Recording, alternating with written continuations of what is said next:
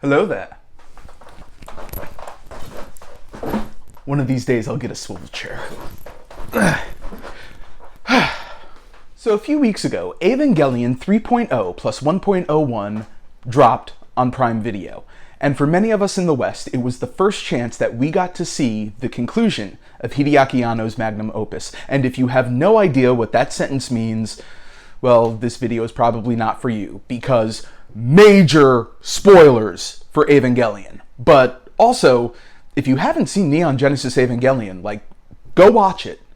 It is one of the most highly acclaimed animes of all time. It is certainly my favorite anime of all time.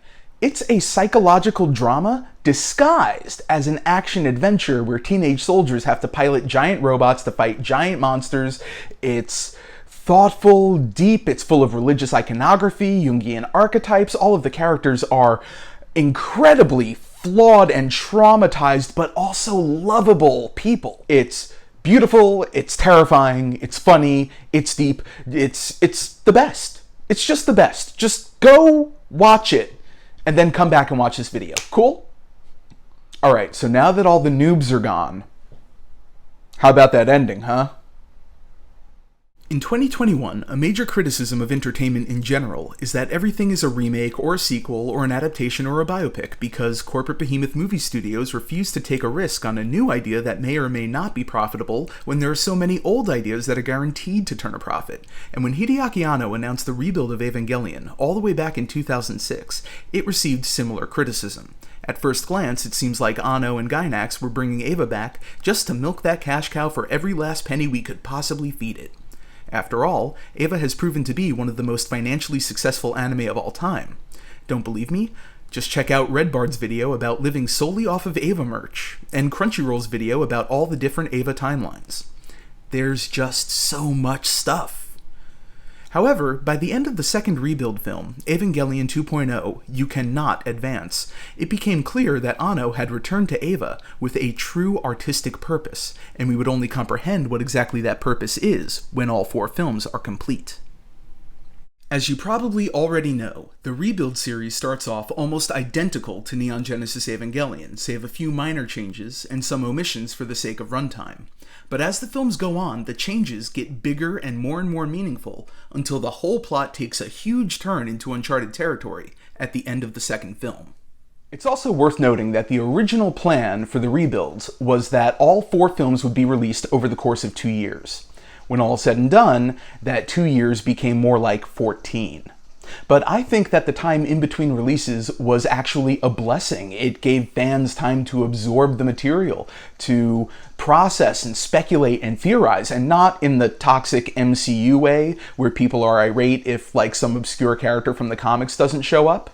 By the way, make sure to go watch all of my MCU theory videos. In fact, I was so sure, because the subtitle was Thrice Upon a Time, that in this film Shinji would, go in a time loop, or he would have to time travel, and he would actually go back to the ending of the anime as well as the End of Evangelion film and figure out where he went wrong so he could close up all the timelines. I was wrong. Well, mostly kinda wrong anyway. There was a throwaway bit where Quaru was saying that he was stuck in an endless cycle, always destined to meet Shinji, show him affection, and then die with apocalyptic side effects and start all over. But I wouldn't really say that it had much to do with the overall plot. Of course, it is pretty hilarious that in every interview Anno has done about 3.0 plus 1.01, he is inevitably asked if this is really the last Evangelion. After all, he did make a film called The End of Evangelion over 20 years ago. That said, I do believe that Anno is truly done with this series, and now I can see the main reason he kept coming back to it all these times. It's that the moral of the story, his intended message to the audience, has never been understood. It took us 25 years to understand that Anno, the ultimate otaku, the blueprint of an anime nerd, was trying to say, hey, don't obsess over robots and waifus. Fan culture is toxic and destructive. Don't run away from your problems, confront them. Go outside and get a life, you basement-dwelling neckbeards. Also, have I mentioned that you should subscribe to my YouTube channel, where I'll be doing deep dives into the minutiae of pop culture, everything from pro wrestling to sci-fi films and more. So, yes, I think that Thrice Upon a Time is the definitive closure to all things Evangelion. After all, Anno started working on Eva in his early 30s, and he's now into his 60s. But with that ending so clearly defined, and considering that the rebuild didn't really address how the original Neon Genesis Evangelion and the End of Evangelion should be regarded in relation to that closure, I began to wonder, what's now the best way to watch Eva? 3.0 plus 1.01 has only been available in the West for a few weeks, so I want to leave this open to discussion. But I think that I have a pretty solid case for a Machete Cut of Evangelion that makes for a more satisfying single narrative. And don't worry, it's not as confusing or convoluted as the Machete Cut of Star Wars. For those unfamiliar, the Machete Cut of Star Wars is where you completely eliminate Episode 1, then you watch Episodes 4, 5, then 2 and 3, and then 6. And that way, all of the major surprises are intact and unspoiled, but you still get George Lucas's full story. So before I dive into my Machete Cut of Eva and why I think it works, we need to briefly go over the three endings individually. First is the original anime, Neon Genesis Evangelion. For 24 episodes, NGE pits our heroes at NERV against the Angels. All the while, every main character is psychoanalyzed to oblivion. Literally. Without warning, the final 2 episodes of the anime are a surrealist deep dive into the psyche of Shinji Ikari. We're told that what we're seeing is the result of the Human Instrumentality Project, the key to the next stage of human evolution. But we're never told what that really means or how it works. To be completely honest, I still sometimes don't know what to make of these 2 episodes, aside from it's a deconstruction of Shinji, who is both a stand-in for Anno himself, as well as the toxic, self-destructive side of the anime fandom. There are parts that reference all the characters dying, kinda, maybe, I don't know. We actually have no idea of any of the events that take place after Kwaru is killed by Shinji. We're just thrust headfirst into psychoanalysis and wildly divergent art styles. So much so that for years Western fans thought that Studio Gainax simply ran out of money to animate the actual intended ending. At the very end, Shinji finds the strength and will to leave behind his troubled past and face life head-on, even if it means turning a blind eye to some of life's hardships. All the other characters appear to congratulate Shinji on his newfound self-discovery and determination, just as Anno offers a congratulations to the fans. And the fans hated it. To be fair, in this version, the happy ending, Shinji's self-actualization, kinda comes out of nowhere. But that's still no reason to send the creator of the show death threats. Yeah, Hideaki Anno and Studio Gainax received tons of hate mail after the show's finale, including many death threats. The office building where Studio Gainax was located was vandalized, and there were these online forums where people were talking about the best way to kill Hideaki Anno. All because the ending of the series wasn't a big spectacle, robots, monsters, blood, and explosions. Anno's response to all this? The End of Evangelion. Both a retelling of the last 2 episodes, as well as a bitter retaliation against the fans who rejected the original ending, End of Eva is split into 2 parts. The first half shows the evil board of shadowy figures, Seele, launching an invasion of NERV headquarters. Now that all the angels have been defeated, they want to capture the Evas and use them to bring about the end of the world. Shinji is a very bad boy, and then goes catatonic. Mitsudo, in an effort to protect the children, puts them in their Evas. The kids finally realize that their mother's souls are in the Evas. Asuka kicks all of the ass in the biggest fight the series has ever seen, leading to my favorite moment in the entire franchise. This is the last one! And then she is brutally murdered. In the second half, Rei combines with Lilith and Adam, triggering the third impact. Shinji loses it, triggering human instrumentality, and all of humanity is liquefied, as Shinji basically becomes a god who gets to decide what kind of existence is best for mankind. Once again, we get a surreal psychoanalysis deconstruction of Shinji, but this time I think some of the themes in regards to Shinji's flaws and trauma are a little better outlined here. At first, Shinji decides that all souls should merge, so that humanity is one being and no one will ever be lonely or feel pain. But guess what? Even in this new metaphysical state, Shinji is still lonely. So he ends instrumentality, killing the Rei Adam Lilith being, and giving all humans the choice to take corporeal form and return to the real world. But the only other human that does is someone as broken as he is. They're the only two people on Earth, and they're completely incapable of loving one another. This ending is dark, it is depressing. It's Anno giving the fans what they want and punishing them for wanting it. And they loved it.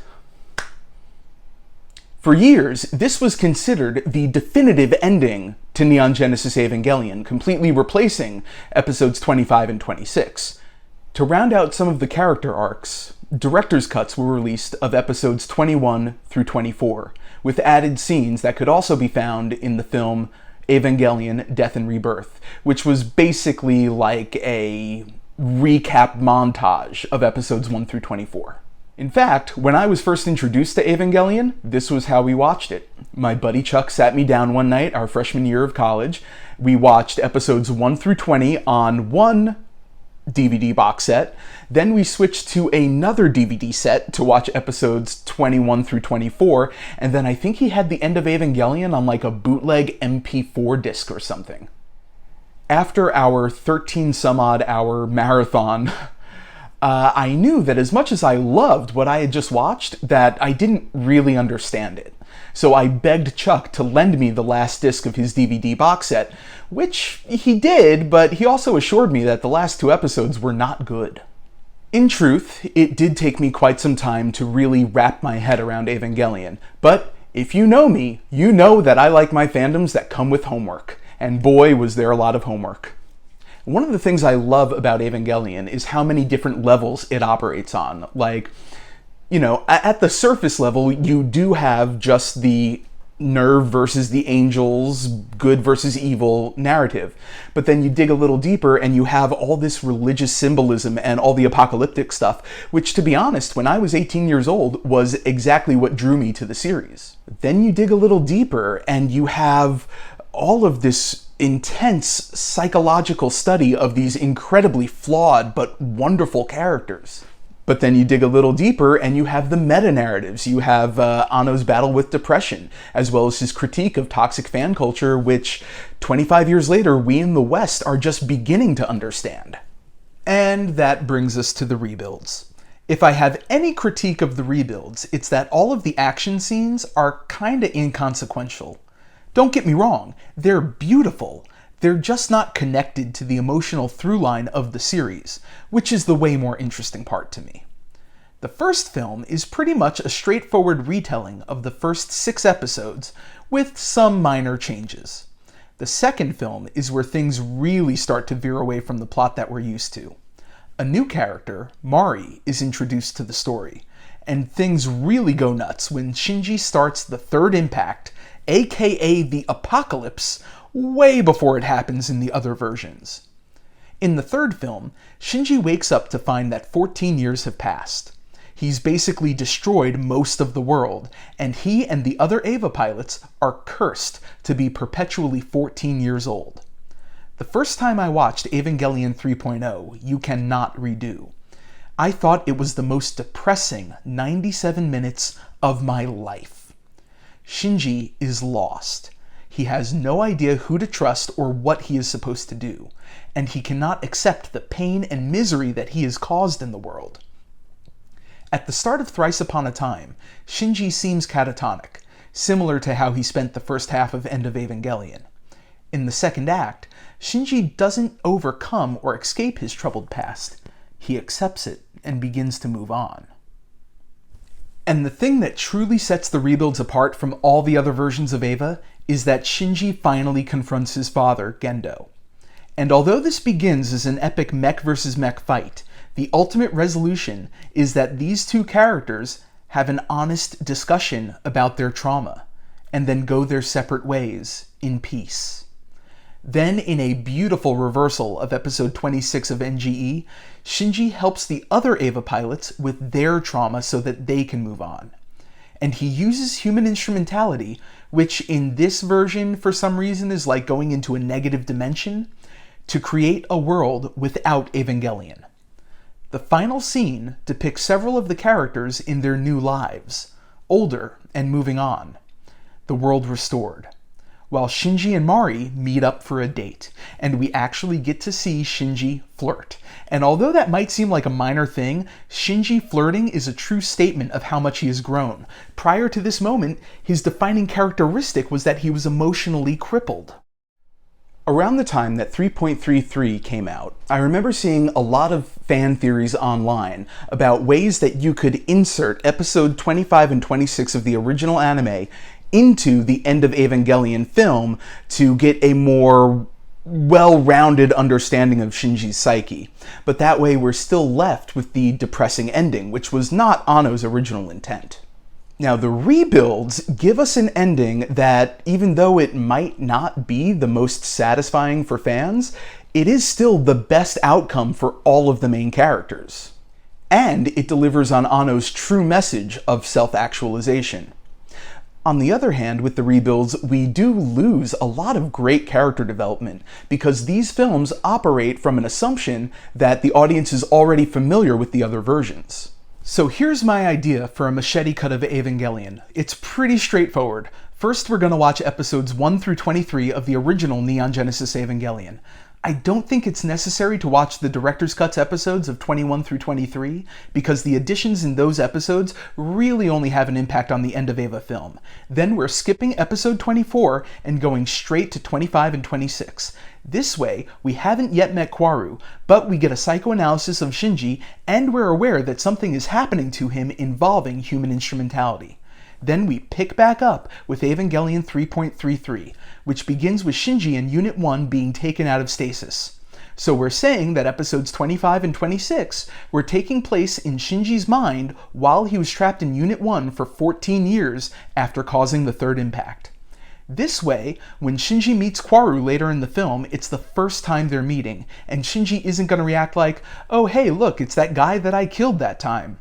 Also, the audience learns about the near third impact at the same time Shinji does, so we better understand and empathize with his misery and confusion. Then we wrap it up with Thrice Upon a Time. That way, we get both Shinji's psychoanalysis from the other characters in episode 26, as well as him returning the favor before ridding the world of Eva in Anno's preferred ending. The only things that I think that we lose this way are Shinji and Mari's first meeting from 2.22, which is referenced in Thrice Upon a Time, and the introduction of the Key of Nebuchadnezzar, which is the remains of Adam in the parallel scene in NGE.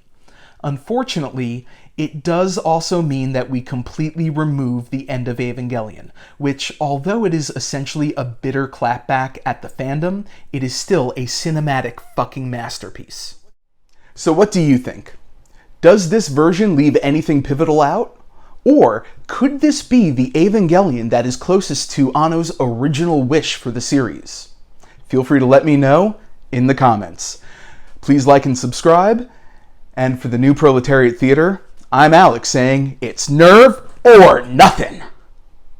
Hi there, I just want to come back and say hello and thank you to all my new subscribers. There were about 50 or so new subscribers after the release of my Dune trailer review, so thank you all, and if you are here for Dune content, do not worry, there's a ton more coming.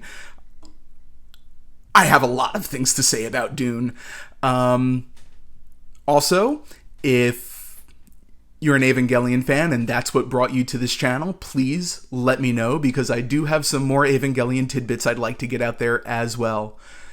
Once again, just wanted to say thank you for watching, be safe, be healthy, and we'll see you in the future.